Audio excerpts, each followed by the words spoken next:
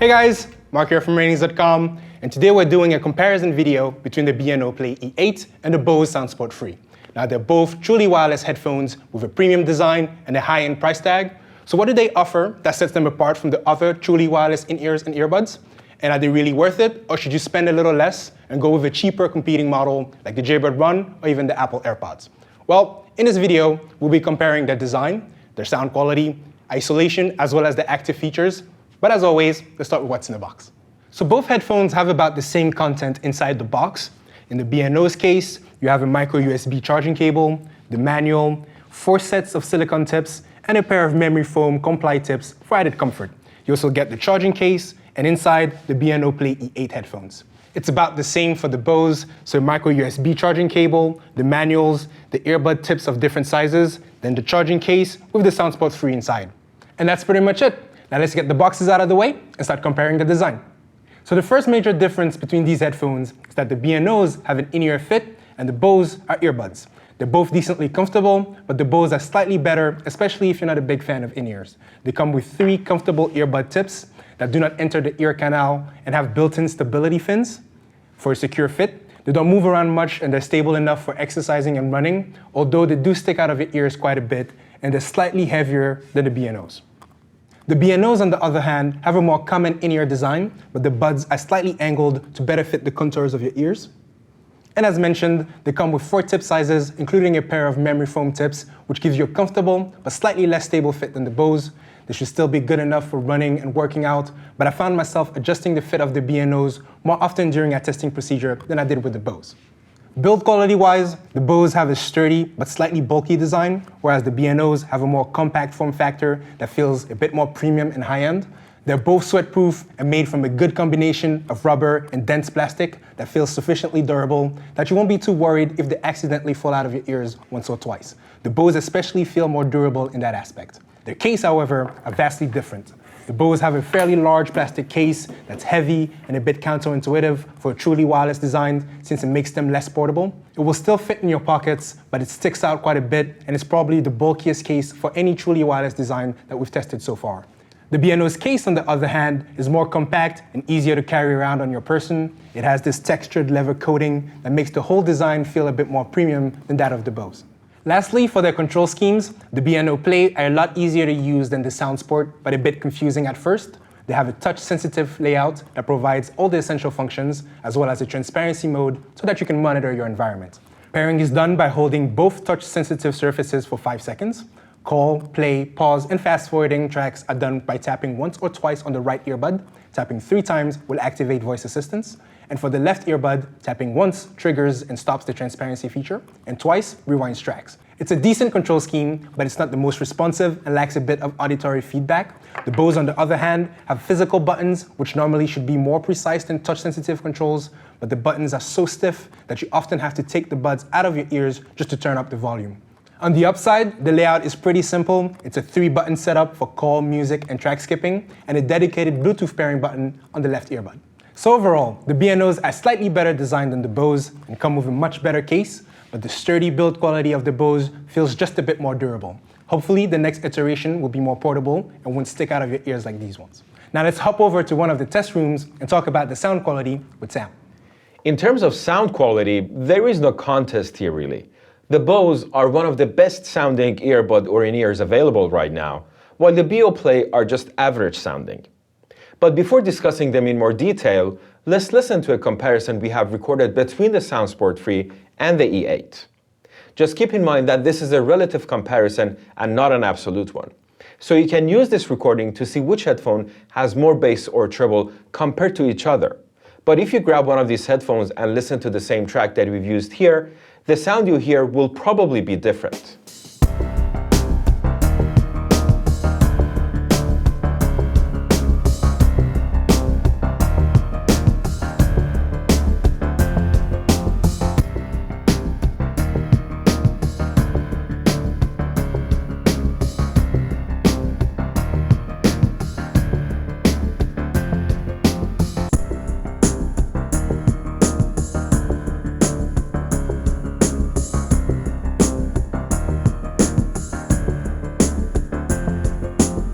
As I said, the Bose are one of the best sounding earbud or in-ears we have measured so far, with its closest competition being the Beats X.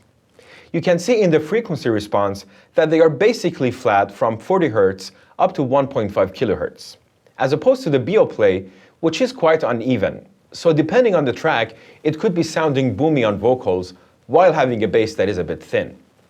In the sub-bass, the Bose is lacking about 3 dB at 20 Hz, but they are not really bass light. And for the most of the bass range, they are actually about 2 dB above our neutral reference. The E8, because it is an in-ear, has a bit more sub-bass than the SoundSport, but overall its bass is not as heavy. In the mid-range, both headphones perform really well, but compared to the SoundSport 3, the E8 is a bit more muddy and cluttered, and could sound a bit thick on vocals. In the treble range again, the Bose follows our neutral reference very closely, but the Beoplay shows a dip around 2 kHz, which hurts their detail a bit. It also has a couple of loud peaks in mid-treble, which makes them quite sibilant, meaning they will sound sharp and piercing on S and T sounds. So overall, if sound quality is your only criteria, then the Bose are a no-brainer. But just keep in mind that some people find the sound of Bose headphones a tad fatiguing on vocals. The other thing is that with the Beoplay's mobile app, if you set the EQ at 12 o'clock, exactly between warm and excited, you will get the most neutral sound possible with the E8. For isolation and leakage, we have also recorded a comparison between the SoundSport 3 and the E8, which we're going to play now. First, let's listen to the isolation.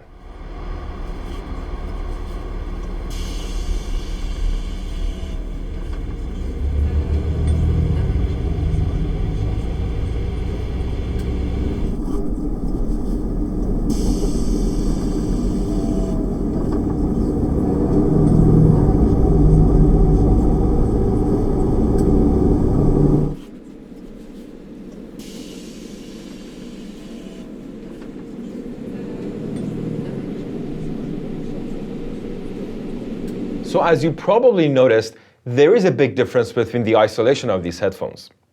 This is because of their design, where the SoundSport 3 is a semi-open earbud and the E8 is a closed-back in-ear.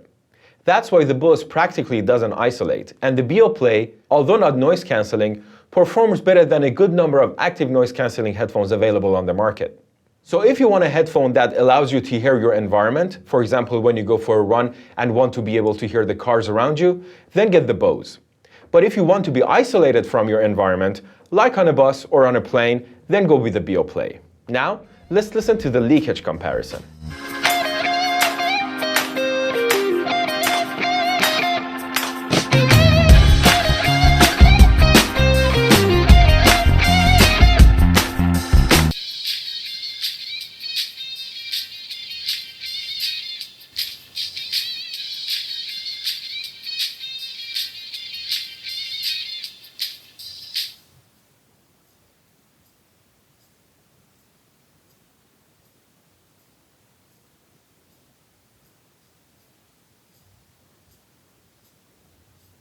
Again, these two headphones perform rather differently because of their design. The closed-back in-ear of the E8 makes its leakage practically non-existent, but the semi-open earbud design of the SoundSport 3 means that if you turn them up loud in a quiet room, people around you will hear a faint and thin sound leaking out of your headphones, which will mostly consist of sharp S and T sounds. And now for the active features. The B&Os have a much better wireless range than the Bose. They maintained a stable connection up to 35 feet, whereas the Bose started cutting out just below 30 feet. The B&Os are also a bit better in direct line of sight, and they should both be fine if they're paired to your phone or if you keep your Bluetooth source on you, but they won't be ideal if you have a fixed source like your PC or your TV. Latency-wise, the Bose were considerably worse than the B&Os before the most recent firmware update. Now they're a bit better, but still have about 220 milliseconds of latency, which is not ideal. The B&Os perform a bit better latency-wise, but still have a noticeable delay, so both headphones would not be great for watching movies or gaming.